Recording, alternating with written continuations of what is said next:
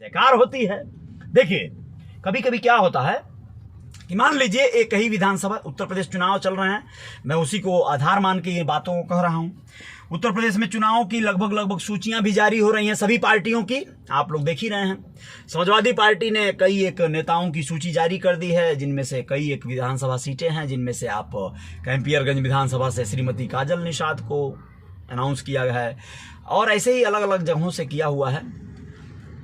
तो अमरेंद्र निषाद को किया है पिपराइच या कोई विधानसभा है जो उनके पिताजी या माताजी जहां से विधायक हुआ करते थे, ये बहुत अच्छी बात है। अमरेंद्र निषाद स्वर्गीय श्री जमुना निषाद जी के सुपुत्र हैं और समाजवादी पार्टी के कद्दावर नेता हैं और बहुत सुलझे हुए हैं और बहुत शानदार व्यक्तित्व हैं। उनके पिताजी जीवन पर्यंत निषाद समाज के लिए कहिए या सर्व समाज के लिए एक योद्धा का कार्य करते रहे और आज वो उस दुनिया में तो नहीं है, लेकिन उनकी छवि, उनकी साख, उनका किया हुआ कार्य सदियों सदी तक अमर रहेगा।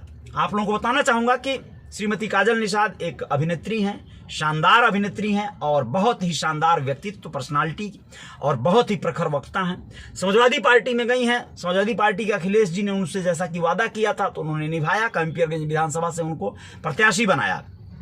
अभी कुछ एक लोग हैं जिनका अभी टिकट का कुछ पसोपेश चल रहा है, देखते हैं क्या होता है। कुछ बातें आएंगी, विशंबर निषाद वगैरह, स्वर्गीय दीपक जो बाबू थे, मनोहर कश्यप, दीपक कश्यप जो हुआ करते थे लखनऊ क्षेत्र के, कानपुर के तरफ के जो बड़े नेता हुआ करते थे लोग अपने समाज के, तो उन लोगों के सुपुत्र जो हैं, उनके नाम ध्यान नहीं आ रहा है, उनको टिकट दिया है सपा ने। ऐसे कई एक नेता हैं, दिग्गज नेता हैं जिन लोगों को टिकट मिल चुका है। चलिए अभी आप लोगों को मैं ये बताता हूं। हाँ, एक बात, रुद्रपुर विधानसभा 336 से भारतीय जनता पार्टी ने श्री जयप्रकाश निषाद जी जो कि मत्स्य मिनिस्टर थे और अभी भी मतलब है ये हैं, तो उनको जो है टिकट फिर से दे दिया है भाजपा ने। ये बहुत अच्छी खबर है क्योंकि वो एक बहुत बड़े कर्तव्यनिष्ठ पार्टी के प्रति समर्पित जो है, जीवन भर उन्होंने भारतीय जनता पार्टी के लिए कार्य किया। राम मंदिर आंदोलन की उपज हैं श्री जयप्रकाश निषाद जी। विश्व विजय निषाद जी के पिताजी हैं ये। विश्व विजय निषाद जी मेरे अच्छे मित्र हैं, भाई जैसे हैं और बहुत शानदार व्यक्तित्व हैं और जानदार पर्सनालिटी हैं। और श्री जयप्रकाश निषाद जी वो पिता तुल्य हैं। उनको टिकट मिल गया है रुद्रपुर विधानसभा से भारतीय जनता पार्टी का और जीत भी सुनिश्चित है, आप लोग यकीन मानिए। अब यहाँ पे बहुत सारे युवा साथी, मेरे दोस्त मित्र जो होते हैं, वह लोग पशुपेश में होते हैं कि कैसे हम लोग क्या करें। मतलब कभी कभी दो प्रत्याशी आ गए हैं, जैसे ग्रामीण विधानसभा है गोरखपुर ग्रामीण, वहां से श्रवण निषाद और हो सकता है कुछ एक और निषाद, जैसे कि सुधीर साहनी एक नाम से आ रहे थे, लेकिन अब तो देख रहे हैं शायद उनको समर्थन दे दिए हैं वो। साथ में श्रवण निषाद उनके फोटो वगैरह शेयर कर चुके हैं सोशल मीडिया पे। तो यहाँ पर क्या होता है दोस्तों कि मान लो दो प्रत्याशी हैं, तो आप किसके साथ रहें किसके साथ न रहें। तो देखो क्या होना है कि मान लो एक प्रत्याशी जो बरियार है, बरियार पार्टी से आ गया है, तो जाहिर सी बात है कि उसका लगभग जीतना भी तय हो जाता है। जब बरियार पार्टी से है, पैसा रुपया कौड़ी में भी बरियार है, जन मत उसके साथ है, बड़ी आबादी भी उसके साथ है, तो लगभग जीतना सुनिश्चित हो जाता है। हाँ, दो पार्टियों का गठबंधन भी हो जाए, निषाद पार्टी भाजपा का, तो वहां भी जीतना सुनिश्चित हो जाता है। निषाद बाहुल्य बेल्ट है तो और भी जीतना सुनिश्चित हो जाता है। ऐसे में क्या करोगे आप लोग कि मान लीजिए आपका बहुत ज्यादा उस व्यक्ति से जो बड़ा रसूख वाला है, बढ़िया पार्टी से आया, सबसे है, उससे नहीं जमता है ज्यादा, तो क्या करोगे आप। जाहिर सी बात है कि उसके अगेंस्ट जो व्यक्ति है, जो विरोधी है, यानी जो दूसरी पार्टी से है और उसी समाज का है या किसी समाज का है, किसी भी समाज का, वह अगर मजबूत है, पावरफुल है,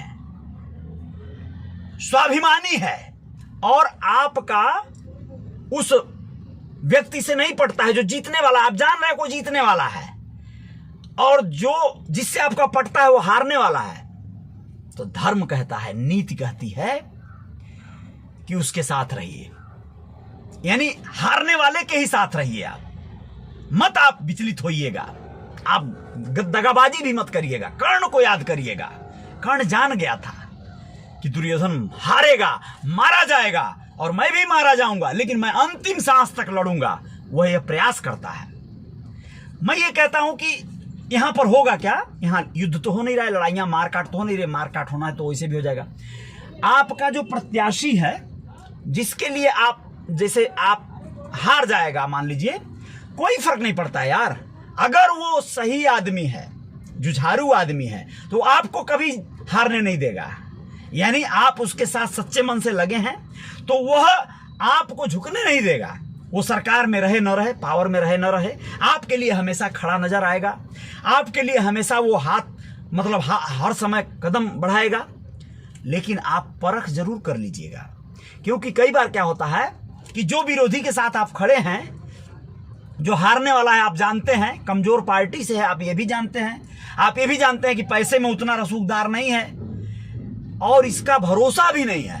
ये कल को हो सकता है खुदे जो है पलट मार जाए, खुदे जो है जाके सट जाए उससे, जो विरोधिया है उससे, है ना, जो जीतने वाला है उससे जाके कहीं हाथ न मिला ले। ये सब ढुलमुल अगर उसके अंदर पैतरा है, कल को आपके ऊपर कोई आफत आ जाए, विपत आ जाए, तो ये आपका साथ नहीं देने वाला है, ये अपने आप को बचाएगा। तो भैया आज ही आप बदल जाइए, नहीं तो आप आगे फंसने वाले हैं। जब वो जीतेगा ना, जो पावरफुल है, रसूखदार है, और वो जब मौका पाएगा तो आपको लपेट देगा, क्योंकि आपसे खुन्नस खाया है। जब मौका पाएगा तो आप जेल जाएंगे, आपको मरवाने का, आपको कुछ भी करने का वो कोई ना कोई कोशिश करेगा, नुकसान पहुंचाने का करेगा, क्योंकि आप उसके विरोधी के साथ थे। समझ गए आप? नेताओं की ये प्रवृत्ति होती है, चाहे कोई भी नेता हो। मैं आप लोगों को बता देना चाहता हूं स्पष्ट, बदला काढ़ने की प्रवृत्ति आ गई है समाज में। नेता चूंकि जेन्युइन नेता नहीं रह गए हैं, जो बदला काढ़े, ऐसा नहीं है बदला न काढ़े, बदला काढ़ने की प्रवृत्ति है। हम मौका नहीं ढूंढेंगे लोग, मौका अचानक मिल जाएगा, मिल जाता है। आपका अपने पटदार से, अगल बगल से किसी विवाद हो गया तो वो लोग उसको सहयोग करेंगे, आपको फंसाने के लिए पूरा पावर लगा देंगे, जो लोग पावर में रहेंगे। आप समझ रहे हैं ना मेरी बात? तो आप लोग कोशिश करिए अपनी सुरक्षा के लिए, अपने बच्चों की सुरक्षा के लिए।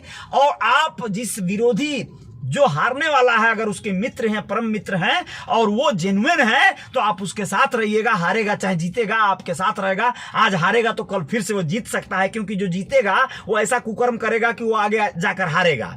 समझ रहे हैं? तो ये चक्का है, ये चलेगा। लेकिन आज अपने दोस्त को आप दगा दे देंगे, जो हार रहा है वो जिंदगी भर नहीं भूलेगा, और भविष्य में जब जीतने की नौबत आएगी तो वो भी आपसे वही कमुआ करेगा।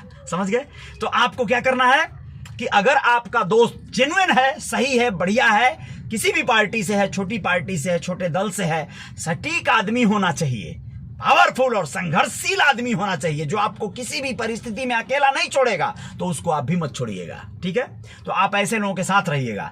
और अगर आप बड़ी पार्टी वाला कोई अगर आपका है और वो जीतने वाला है, और आपके मन में भी वही लोभ लाभ मोह माया लगा हुआ है, तो आप उसके साथ चले जाइए, क्योंकि आपको कुछ खाना पीना, दारू शराब, हर चीज व्यवस्थित मिल जाएगा। और वो जीत गया तो ये लालच में मत जाइएगा कि कुछ काम मिल जाएगा, आपका काम बन जाएगा। हाँ, उसका नाम लेके आप अपना कुछ काम बना लेंगे, कोई अलाली दलाली कमा लेंगे, तो वो अलग बात है। लेकिन वो दलाल जो होते हैं ना, जो दलाल कहूँगा, ठेकेदार जो होते हैं ना, ठेकेदार है ना, हाँ, ठेकेदार जो होते हैं वो अलग पार्टी के होते हैं, वो किसी पार्टी के नहीं होते हैं। वो जिसकी पार्टी आती है, जिसका दल आता है, उसी में सट जाते हैं, उसी से काम बनवा लेते हैं। वो लोग बैकअप भेज दिए होंगे, आपके जीतने वाले नेता का आप पे बीट लगा दिए होंगे वो लोग, है ना। वो लोग जान गए होंगे कौन जीत रहा है, तो उसको वो लोग अंदर सहयोग भी देते रहते हैं। जैसे ही वो जीतेगा, सारा काम, ठेका पट्टा सब उनको मिल जाएगा। आप बस घूमने के लिए बने हैं, आप घूमते रहिए, आप बस अपना काम करते रहिए। ज्यादा मोह माया पालेंगे, स्वार्थ पालेंगे, कहीं के नहीं रहेंगे। तो बेहतर है निस्वार्थ भाव से लगे रहिए, सेवा करिए, कार्य करिए, जय जयकार करिए, ठीक है ना, निस्वार्थ भाव से।